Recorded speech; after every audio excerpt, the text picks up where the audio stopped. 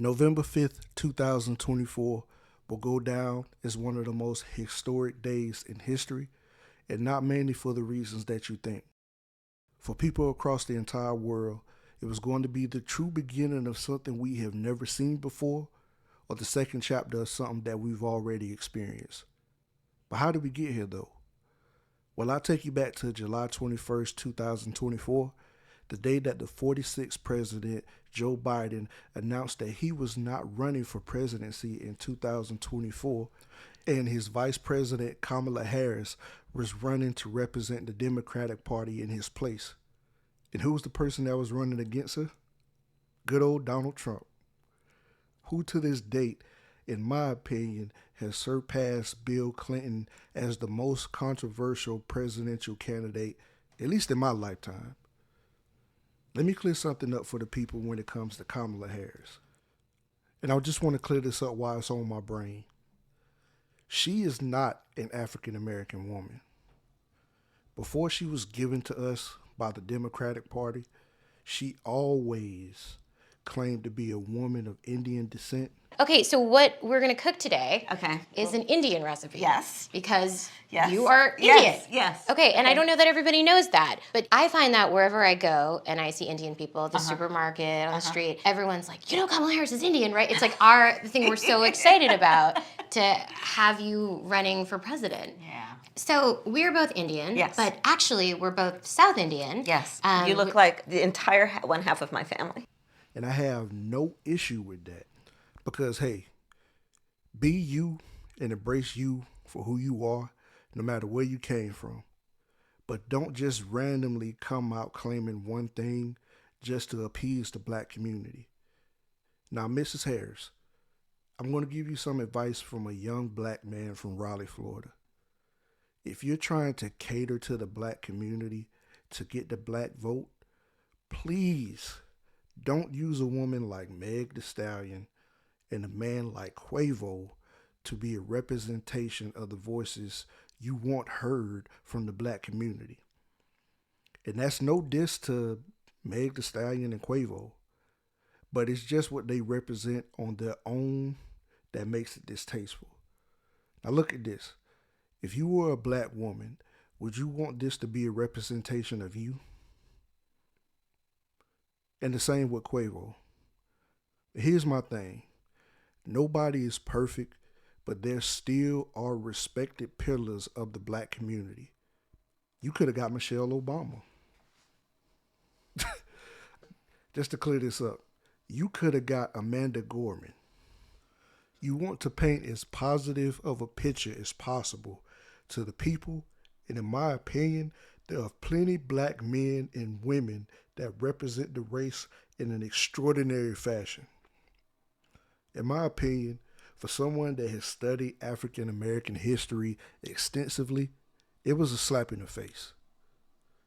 I actually believe that she was going to win because it was something different, and that America loves something different. Now to President-elect Donald Trump. Well, what can I say that hasn't already been said? I mean, honestly, a person that has thrived from controversy and embraces everything. He's the definition of all publicity is good publicity.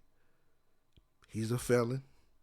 He's offended more people than a person could probably offend in their lifetime.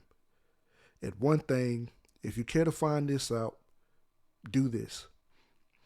Go research Donald Trump's father. Who his father was, who his father was connected to, and what his father was involved in during his day and time. Once you do that research, nothing that Trump is doing or has done will surprise you. Go research how his family talks about him and what his family believes and knows about him and his father. Listen to what his niece says about him in particular. Yeah. So Donald, who was 7.5 years younger, learned from my grandfather's psychological and emotional abuse of my dad. And the message was essentially, don't be like Freddie.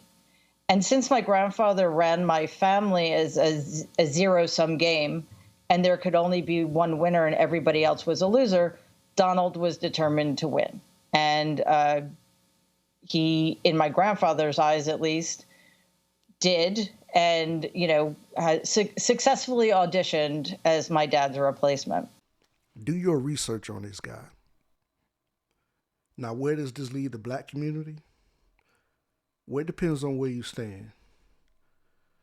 If you still live in the mindset that we're in slavery or anything of that nature, you hate this completely. But if you have an open mind, you may like this. And let me be clear. People in my grandparents' generation, I think they're the baby boomers. They have every single right to feel a certain way about this because, in my opinion, they lived through what I like to call real racism. They experienced that. So they have every single right to feel a certain way about certain things, in my opinion, like the adults that are like 65, 70 and up. They have every single right to feel that way.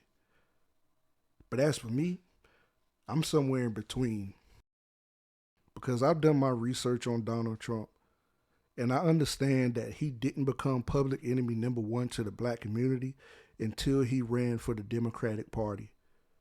And I looked at how he was embraced by the black community in the 80s and 90s. But then on the other hand, I understand the core of him and where he is truly cut from. So it could possibly go either way because you never know what's in a man's heart. But to the black community, I say this. If we survive from 2017 to 2021, we can survive from 2025 to 2029. We'll be fine. And also for my believers, if you believe in God, you shouldn't have any fear at all because God doesn't give his people the spirit of fear. Educate yourself on the Electoral College, and you'll see then why it's also just as important when it comes to voting to those that are a part of your local election. It's one thing from all this that I found a little weird though. Having the inauguration on the same day as MLK Day, that was weird to me. I don't know if they're trying to make a statement or whatever the case is. I have no clue if it was to pay homage or if it was a smack in the face to MLK Day.